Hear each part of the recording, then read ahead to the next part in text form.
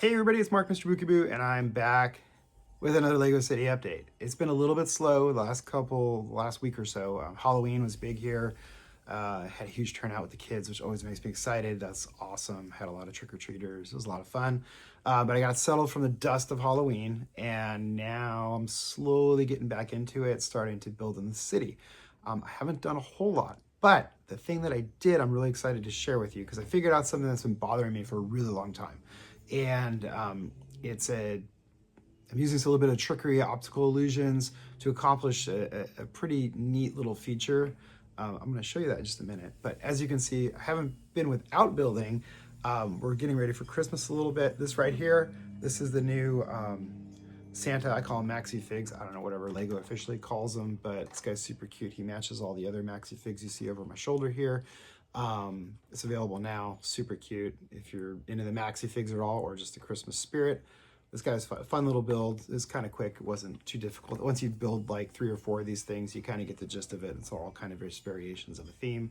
But it's a lot of fun. This is cool. And I also built the hibiscus, which you see there. Again, another awesome set. Super cool. Really fun build. So, but let's take a look at the city because I really want to show you this new landscaping feature that I've added. Okay, so 1,000-foot perspective. You get a nice overview of the city.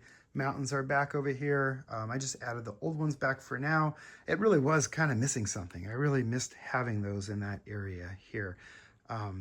As I've said, not much else has changed in the rest of the city, so you can just see it as it is, just take it all in. The trains are still rolling, which is awesome. Actually, you know what? And I'm going to show you actually behind the scenes of that as well. I'll do that at the end of the video. But in the meantime, I want to show you what I've been working on this week. And it was just one little thing, one little area. And that is right here. So a few things to note. If you've been following for a while, I've dabbled with waterfalls before. I really wanted to include this feature. This was actually part of a mock that I was going to include in for display at conventions. That didn't pan out. I went in a different direction, which is fine, but I saved the idea, and I kind of actually utilized this idea in the mountain, which you can see over your shoulder here, which is still under construction, but you can see similar waterfall effect, similar type of bridge.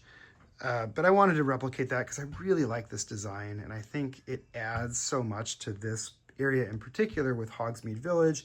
It gives a nice transition from Hogsmeade up to Hogwarts Castle, and it gives these a little visual difference as well. Now, the interesting part about this, and what I'm actually kind of proud about figuring it out, and it's not no genius move or it's not rocket science or anything like that, but the bridge over the train tracks, or the train tracks with a bridge here going over the creek, is pretty unique and pretty interesting. So I wanted a bridge here because I just didn't want a pool with the water. The waterfall goes down. It didn't make sense.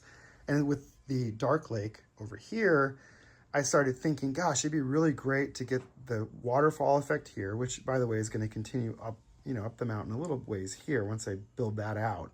But have it come down, trickle through, go under the railroad tracks, and dump out into the dark lake, as you see. I have to make a little, either an exit portal, a culvert, or I might just do a small little ravine down here with the water going through, just to kind of pull it all together. But the tricky part is that the railroad tracks are flat. So I didn't want to elevate them. And so in the past, I would try to elevate the tracks a little bit to get a little bit of height so that the water had room to flow underneath. Or if I had built the city on Mills plates, which I did not, these are just plates directly on the tabletop, which you can kind of see the edge of along here. So I can't go down either. I couldn't go down. So I ran into a conundrum. I couldn't I couldn't dig the river under because I didn't have a Mills plate to go underneath. And I didn't want to raise the track because that creates all kinds of issues when you start doing elevations. The trains are more apt to derail. It looks a little funny. It's not clean, the way when you do that. It's tricky to do, and it is very brick intensive. And so by keeping the tracks, I wanted to keep the tracks flat. So by keeping them flat, I had a problem. How am I getting a river underneath the tracks when it's flat? And basically what I ended up with, and we're going to do something we never do. We're going to actually take this off, and we're going to get down closer so you can really kind of see what I'm talking about. So you can see the track here, and you can see that the tracks are the standard Lego ballasting. So it's basically the top of the track, or the bottom of the top of the track is basically 3 plates high. You have this plate here, you have one more, and then this is the base of the train track with the tie, and then the ties are on top of that as another layer. But basically it's one brick. That's all I had to work with. And so I had to convincingly keep this the same level, but then also get a lake underneath it. So how did I do that? You can kind of see some of the trickery, and I'll actually take this off so you can really see the trickery. So the first key was using a very small archway. So this is probably one of the smallest arches. It's only 1 brick high. So that was the first element. The second element was I had to have the water, so the water could flow under. But you can see here how it just flows under and it kind of stops, because once this archway is in place, you can't see that the water stops. So in your mind, at least I think, it's like the water's flowing underneath the bridge, right? We have a railway bridge, we have this nice little kind of cutout, and so it flows underneath. So if we take that out, you can see the magic behind that. It just ends right there, and it's flush with the track. It doesn't actually go underneath, you know, as like a bridge would, but with this piece in place, it looks like it's flowing underneath. And it's just a small creek. This isn't a river. I don't know that this would necessarily work for like a raging river, because you would have, naturally you'd have more height on the bridge, but definitely for this creek, I think it works, and I think it's pretty okay. The other trickery you'll see, and you'll notice it here, is I actually added these modified tiles. These are like the grading, because without this, and I don't have one, I wish I would have had one without it, but without this grading, you could actually see the water on the backside, because the arch is just high enough that you were actually able to kind of see the water, and so it wasn't very realistic. So by adding just this little bit of grading, which is like drainage or something like that, which would be natural to have on a bridge, right? It hides the water underneath there so that you can, it finishes off the effect. Now, the same thing with the water over here, I'll just mention. It's the same idea. So the water actually sits on a plate. It's a blue plate, and then there's tiles on top. So right away out of the gate, we're 2 plates high with our water effect here, sitting on a flat base plate. So again, how did I trick that, or how did I make it so that it kind of looks like the river's depressed into the landscape? It's just building up these little rocks around it and stuff. So these are just little slopes and bricks and some greenery. I'm still adding a little bit here and there to it, but by building up a little embankment and then having it kind of flow back down, the embankment goes just back down onto the landscape, it looks natural and it just kind of flows. So these are like little tricks that you can do to get water effects into a flat surface. It's pretty effective. It's not very part intensive. And I think the end result, if I kind of pull back here, it's convincing. Look, it looks like the creek is flowing under the tracks. It looks like we have a natural bridge there for the railroad to cross over. And here, you can get a closer look at the waterfall effect as well, which I'm actually pretty happy with that too. Since it's part of Hogsmeade, there's just a little bit of snow in there, but the water's flowing. These are just round studs. They're 1x1 round studs in trans light blue. And then at the bottom, they're trans clear studs. And those studs, just to give the effect like air bubbles as the water hits. It's not a raging waterfall. It's more of a trickling effect, but you can see the end result. It looks fairly convincing, I think. It looks pretty good. It turned out well. And so that's what I worked on this week. We're still adding a few little bits here and there. I want to landscape all the way up to the rocks in between the tracks, add a little bit more grass and some landscape around this area as well. But I think it's looking pretty good. And then you can see, if you look at the extreme angle, I still have to work on this. So this retaining wall is going to come out, obviously. The creek is going to continue under the tracks. And like I say, I'm leaning towards actually taking this out and building like just a small ravine so that you can see through and see the creek better. I think that's going to be a nice little effect to this as well, and I think it'll work. We'll see. I don't know. It's all modular, so I can pop this out, and if I don't like it, I can put it back. But I think that's going to be the end result.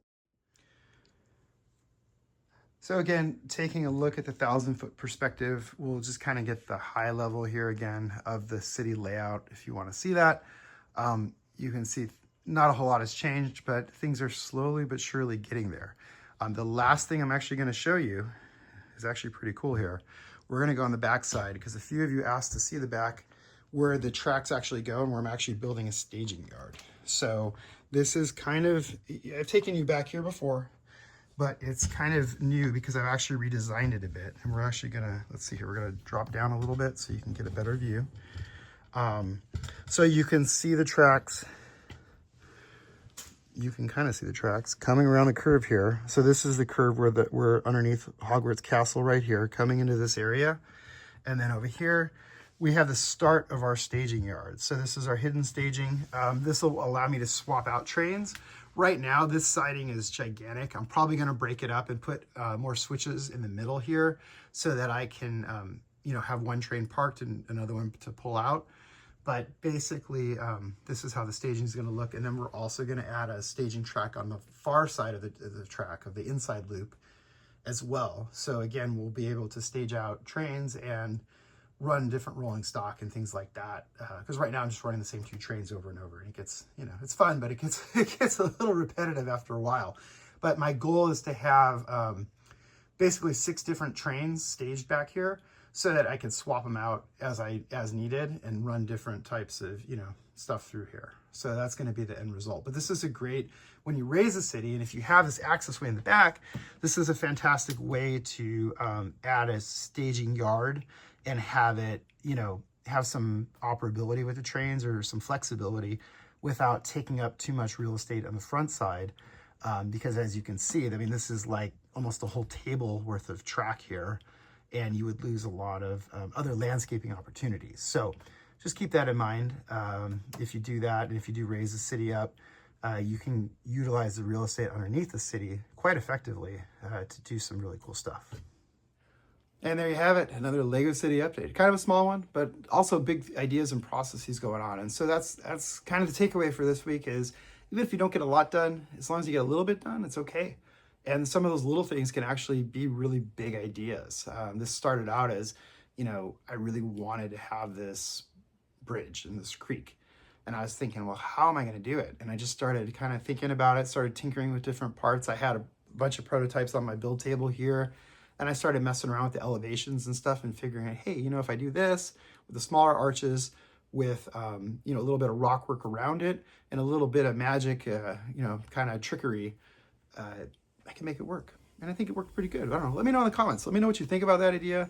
Let me know if things like that, if you've had ideas like that, where you've had those like moments where you're like, gosh, I'm just going to try to do this and see how I can do it. And like some kind of little like tips and tricks to kind of use the space efficiently without, you know, without kind of tearing up the whole thing or doing it in some crazy direction, you know, little just tricks and tips and things like that that you could use to do in your city. So if you have ideas like that, please let me know, because I always want to hear that kind of stuff. So with that, thanks for watching. Thanks for subscribing, all the feedback, support, comments. I love you all, and I mean that from the bottom of my heart. You all are what makes me want to do what I do, and you all inspire me so much and make me want to keep building and creating and sharing my ideas with you. So have a great week. I will see you soon. Bye.